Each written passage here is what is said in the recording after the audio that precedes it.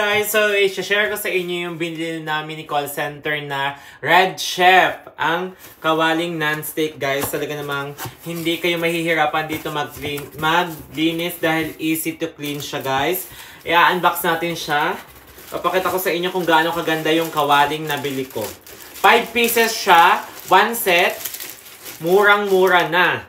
Dahil ang kagandahan dito, removable yung handle niya. Ayan.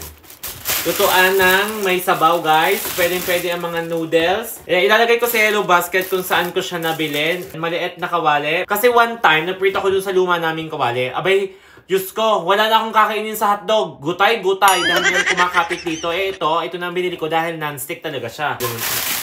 May malaking kawali. Pwedeng-pwede kasyang-kasya din yan kung anumang lutuin ninyo. Pwedeng-pwedeng pangregalo sa mga kasalan na a-attendan nyo. Pangregalo sa mga nanay na mahilig magluto, sa mga asawa nyo.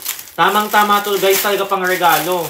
Bumili na nga ako na rin talaga namang mga niluluto ko doon prito ay wala, waldas. Ayan, magandang takip white, Red Chef guys. Ito lang yung nakita kong removable yung handle. Ayan guys. Then, press nyo to. Ito nasa baba. Press nyo nasa baba para... Ayan guys. Removable handle. Ang kagandahan dito kahit saan pwede nyong gamitin. After nyo, pindutin nyo lang itong taas. Then, ito kayo. Ayan. Diba? Removable handle. Napakaganda. Ngayon lang ako nakakita ng ganito. Kagandahan dito, ayan. May takip na siyang kasama. Maliit yung kawali. Hindi na kayo gagamit ng strainer sa pag-aalis ng tubig sa pancit canton. Sa noodles. Ayan guys, dahil ang kagandahan dito, may butas na siyang maliit. Ayan. Diba?